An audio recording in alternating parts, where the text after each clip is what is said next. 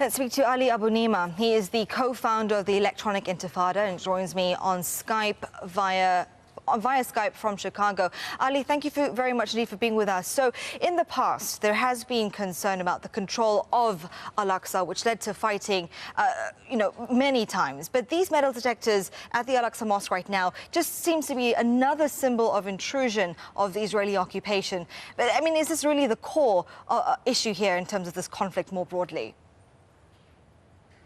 No, it isn't. It's the spark. Look, after 50 years of occupation, of Israeli colonialism in East Jerusalem, settlements, record house demolitions last year, Palestinians see Israel inevitably encroaching and wanting to take over the Al-Aqsa Mosque compound, and the metal detectors are another sign of that. So far, what's been missing from the conversation is the fact that over the last 2 years, there has been a big increase in provocations by Israeli extremist groups funded by the Israeli government, whose openly declared goal is to take over the Al-Aqsa Mosque compound and to take down the existing holy sites, the Al-Aqsa Mosque and the Dome of the Rock, and replace them with a Jewish temple.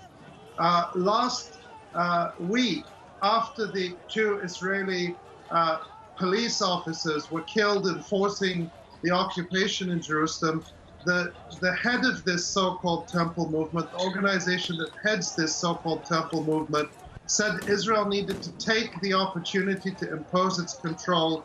Quote, "We must liberate the Temple Mount from murderous Islam and return it to the people of Israel." From the top organization that pushes this agenda, the so-called Temple Institute, is funded by the government of Israel. On the other side, the Israelis have also been presenting this as a case as Israel being a guarantor of safety and security at the compound, rather than being seen as an occupier. What do you say to that?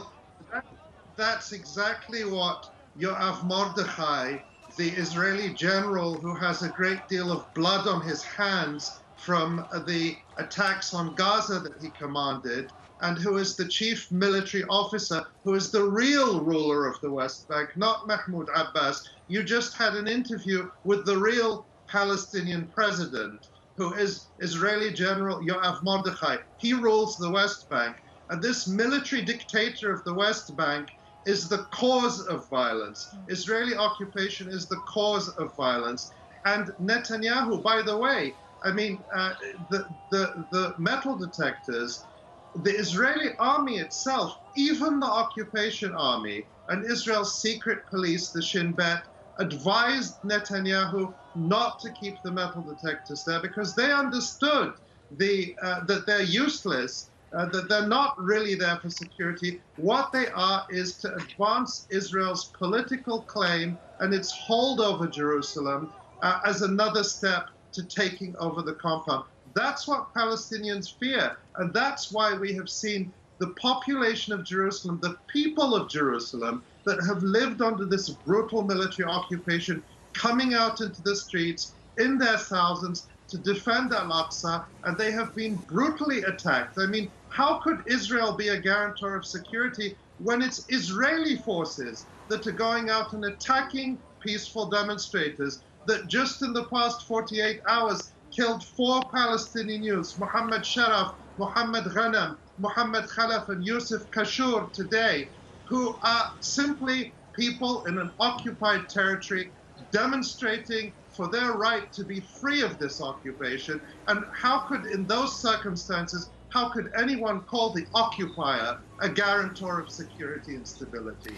All right, but we also have to point out the sheer hypocrisy of the so-called international community, which did not rush to the UN Security Council when it was only Palestinians being killed by the occupation. But now that there was an attack that killed 3 Israeli settlers, all of a sudden this is an international crisis and the Security Council is meeting. That's why the occupation has continued for so many decades, because no one will hold Israel accountable and end it.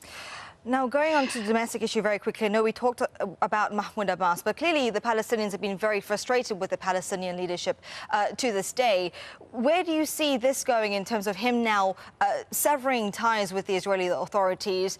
Could this possibly result in a more longer-term damage between the two sides?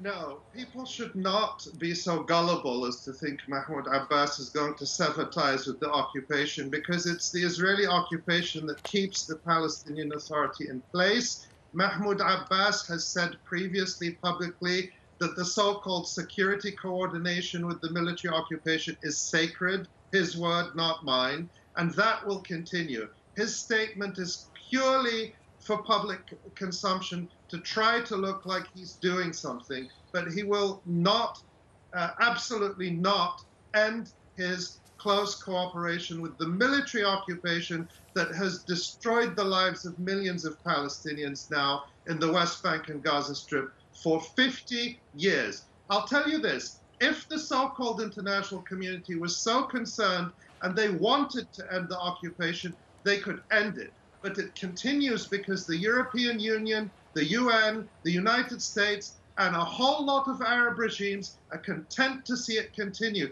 I mean, just imagine if all those Gulf states besieging or